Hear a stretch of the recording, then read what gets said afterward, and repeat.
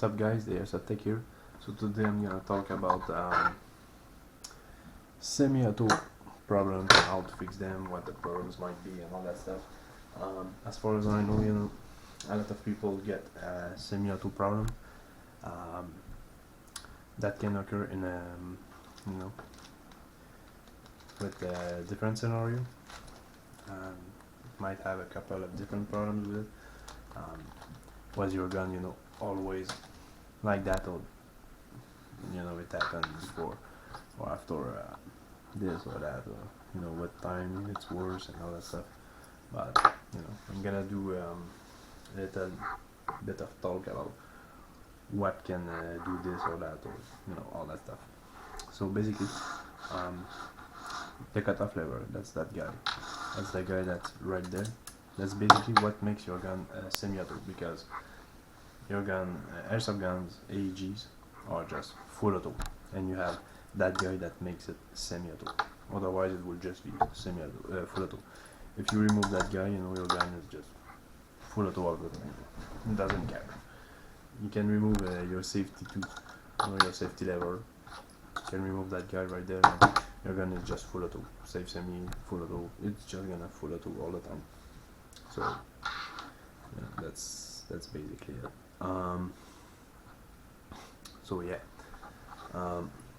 So first thing is your selector switch. This goes.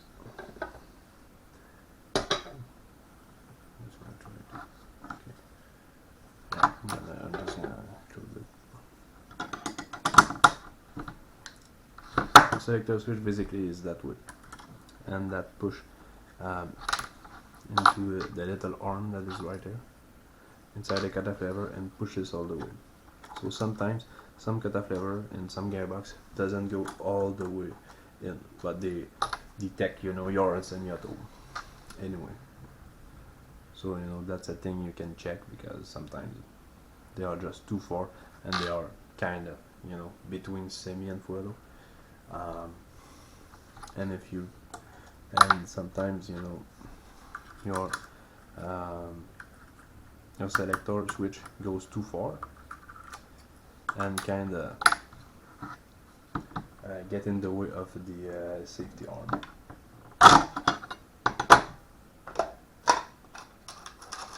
So the safety arm kind of raise up a little bit like that and just get in the way of the trigger, and you are not able to push your trigger like kind of all the way. So your reset on your cutoff lever and on your trolley doesn't happen. So that's another reason it might happen. Another thing is on the trolley you have that little ridge right there, and that gets with the arms like that. And when you finish your cycle, that part right there, that's more like yeah. So that's right there. Get in the way and just like push it, push against it, so that goes up. And what it does basically, I'm gonna try to show it on video. When you push the trigger,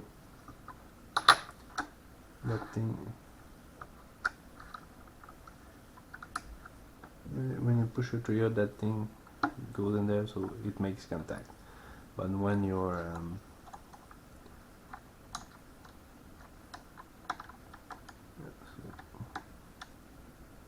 like that, and then your cycle continue and your gears push on it, so you kind of push it up like that and reset. I don't have the spring in there, but it's just for showing. And then your trigger reset, and then you can fire again. So that's basically how that guys work. So sometimes your just gonna grab another trigger.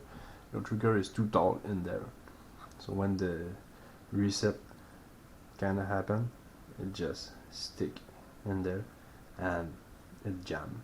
So now you have to put it in full auto or whatever, and all that stuff. So that might be another reason. Another reason might be that guy is weird. That guy is worn out, you know, so it doesn't grab, you know, well against that guy, so it just, you know, doesn't work properly. The other thing is, you know, kata flavor might be weird. As you can see, that one is used for like, what, 1 year or something, and you know it kind of start to wear.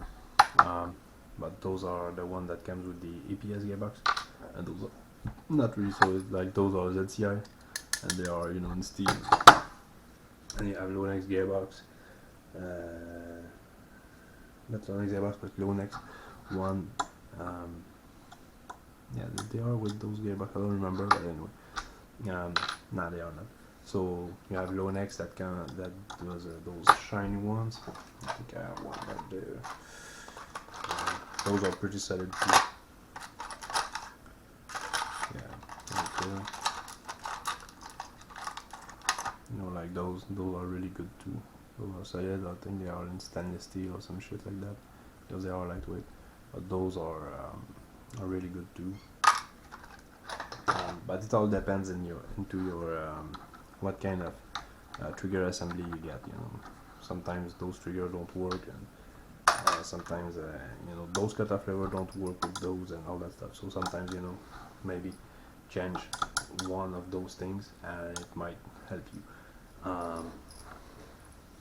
So that's pretty much it, I think.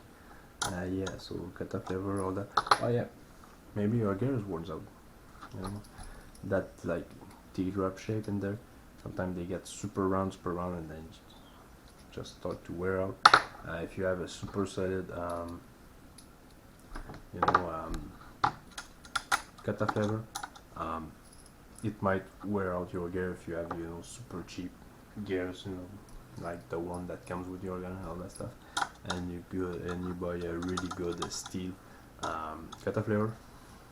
That gear gonna wear out before your kata flavor, so that might happen too. You know, so that's pretty much it. I think I cover, you know, pretty much all the options that gives you. But yeah, so if you understand how everything works, you know, like you can try to check, you know, like you know, you can try to figure out, you know, try, you know, to cycle and check if your trigger reset, if you're truly reset with that trigger and all that stuff, if it get jams or, you know, whatever. That's the first thing you can do, and then check the truly and the kata flavor, are they worn, all that stuff, and check to if you put it in samo, if your safety lever get on the wood, because sometimes they just, you know, like just lift a little bit and they just kinda get in the wood, and that might fuck everything else. Another thing, you know, you don't want a kata flavor too loose, you know, like that one. It just got, you know, a little bit of play, you know, like 1 minute of play. But some of them go, you know, you have a lot of side to side play like that, so you can put a shim on there, you know, the shim that you can put on your gears or whatever. Most of the time they fit in there, so you know, you can put a shim or something to try to get it in. And sometimes your trigger are loose too. That's a little bit more rare to find that issue, but sometimes it happens, you know. So I'm gonna try that trigger with that guy. Yeah, there's not a lot. As you can see, there's a little bit of side to side play right there. So again, another thing you can do is put the shim right in there. Don't put them under it, because, you know, it will lift it and you will not engage your trolley anymore. You know, as you can see, if it's too much that way, it will not get the trolley. So yeah, but you can put one in there and try, so it kinda, you know, pushes it in like so, and you know, that might be it. So there's a couple of different problems that can occur with that semi-auto problem, and that sucks. I know. I wish I could just tell you, yeah, cut that lever, just change it, and that's gonna be fine. But you can have multiple things that make that happen. So, and it's really frustrating when it happens, because in some field or whatever, it's just semi-auto only, so you kind of have to put it in full auto to kind of really be able to return in semi-auto, and you can get in trouble for that, so that sucks. Another thing too that can happen, if you have problem in semi-auto, just try to not fire your gun faster than it can shoot. Even if you have a MOSFET or whatever, if you still have trigger contact and you have inline base MOSFET, like gate or those XR-Tech or whatever, those I think they are called 3032 base MOSFET or whatever. Just try to not shoot your gun faster than your gun is able to cycle. Of course, you have a MOSFET, you have like speed gears with you have that are short stroke, like that gears. Those are normal gears, but those are short stroke, and that was a really bad job, by the way. And you have an high torque motor and all that stuff. Yeah, okay, it's gonna be super fast, but again, just try to not shoot your gun faster than it shoots. Then, because you have a time to cycle and to everything have to work properly.